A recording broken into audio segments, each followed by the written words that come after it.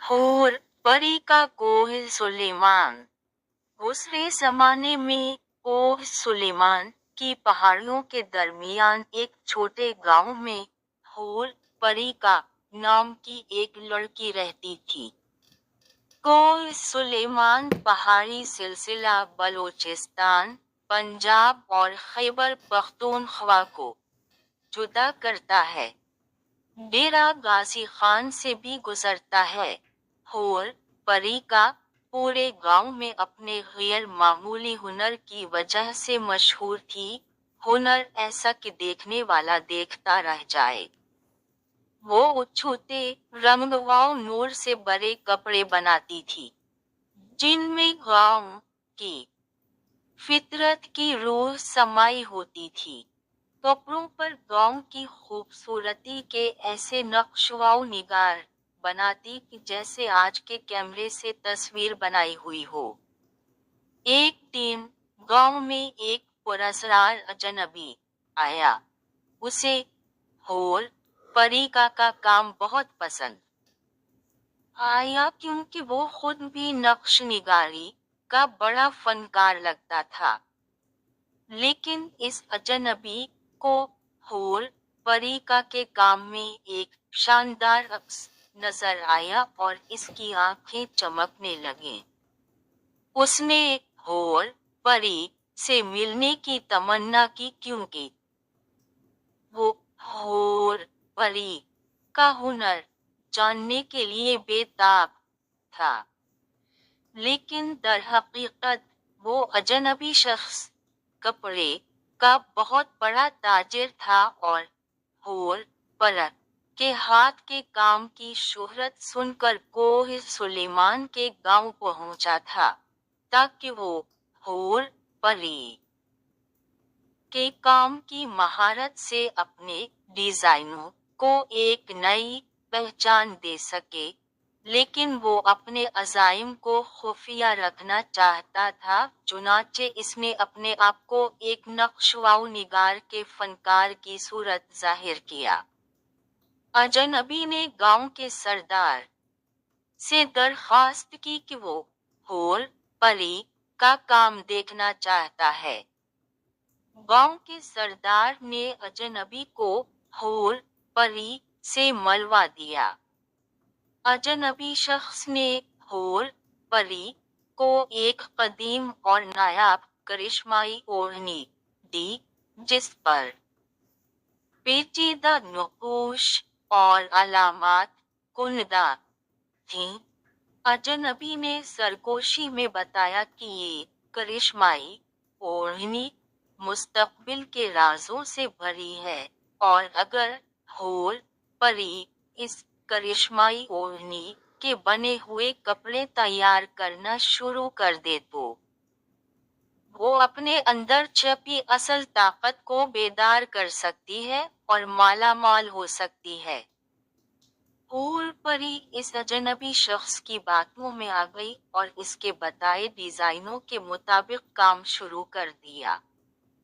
जब हूर पर ने इस अजनबी शख्स के दिए गए करिश्माई ओढ़नी पर काम करना शुरू किया, तो उसने महसूस किया कि इसके कपड़े इससे नाराज हैं और ऐसे बोल रहे हैं कि ये तुम क्या कर रही हो, क्यों कर रही हो।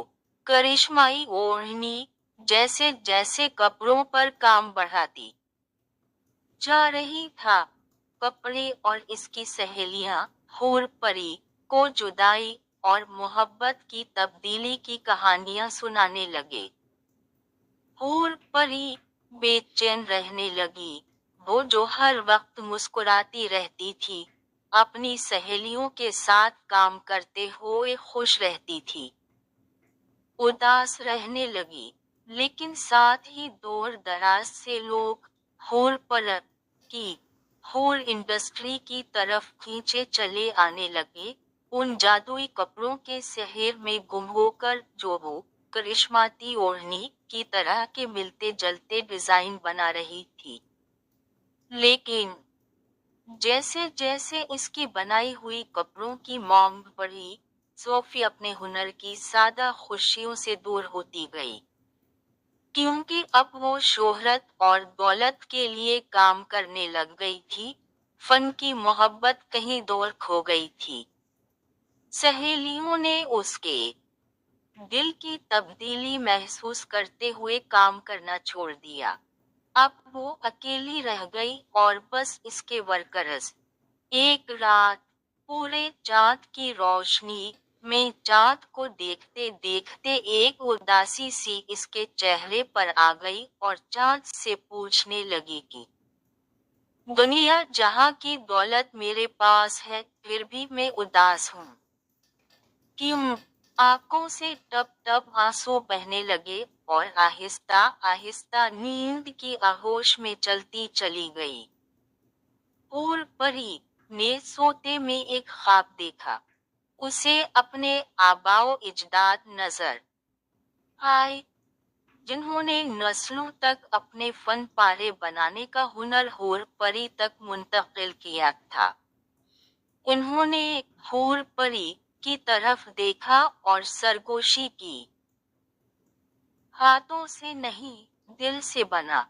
وہ بنا جو ہم نے بڑی مشقتوں اور ریاضتوں سے سیکھا تھا اور سکھایا تھا اور تجھ تک پہنچایا تھا۔ ہوش نہیں، عزت کما، سکون اور خوشیوں والی دولت ملتی رہے گی۔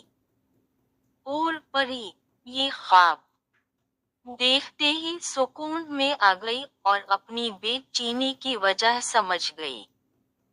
بزرگوں کی بات کو دل سے مان لیا اور سمجھ لیا، اور ان کی بات کو سینے سے لگا لیا۔ صبح ہونے پر وہ اپنے کام پر واپس آئی، اجنبی شخص سے معذرت کی اور عزت سے اسے گاؤں سے رخصت کیا۔ ورکرز کو 3 ماہ کی اجرت دے کر فارغ کر دیا۔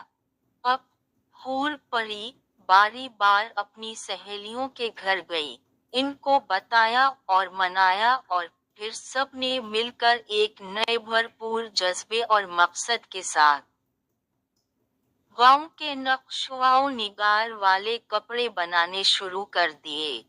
کپڑوں میں پھر سے جادو بھر گیا اور وہ ایسی کہانیاں سنانے لگے جو دیکھنے والوں کے دلوں کو چھو جاتی تھیں۔ اس دن کے بعد حور پری کی حور انڈسٹری ختم ہو کر پھر سے پرانی ہوم انڈسٹری بن گئی اور اس کا گاؤں فن کی پناہ گاہ اور تاریخی حسن کی وادی بن گیا، جہاں اب لوگ صرف فن کو دیکھنے نہیں بلکہ ایک لازوال کاریگری، امت و حوصلہ اور قدرتی حسن کی آمیزش دیکھنے آتے۔ گاؤں میں پھر سے مہمانوں کی چہل پہل شروع ہو گئی۔ مہمان خانے، کھانے کے ہوٹل، سواری کے جانور بھر سے چلنے لگے۔ ٹورازم کی وجہ سے لوگوں کی خوشحالی بڑھنے لگی۔ حور پری جان گئی کہ اس کا اصل تحفہ صرف کپڑا نہیں بلکہ وہ کہانیاں تھیں جو قدرت کے رنگوں کو کپڑے میں اتارنے سے بنتی تھیں، اور وہ حسن لوگوں کے دلوں کو چھو جاتا تھا۔ حور پری یہ سوچ کر بہت خوش تھی کہ رب نے اسے اس کام کے لیے چنا جس سے رب کے قدرتی حسن کا اظہار ہو۔ لوگ خوش ہوں اور میں خوش ہوں۔ حور پری کی یہ کہانی ہمیں سبق دیتی ہے کہ ہم اپنے گاؤں کی ثقافت اور رہن سہن کو کمتر نہ سمجھیں بلکہ اسے خدا کی رحمت کا ایک ذریعہ مانیں اور شکر ادا کریں۔ سلیمان کی حور پری داستان نے روایتی لوک کہانی کا روپ دھار لیا ہے، جسے نانیاں، دادیاں، بچے بڑے سب شوق سے سنتے اور سناتے ہیں، اور حور پری کو یاد کرتے ہوئے آنکھوں میں آنسو آ جاتے۔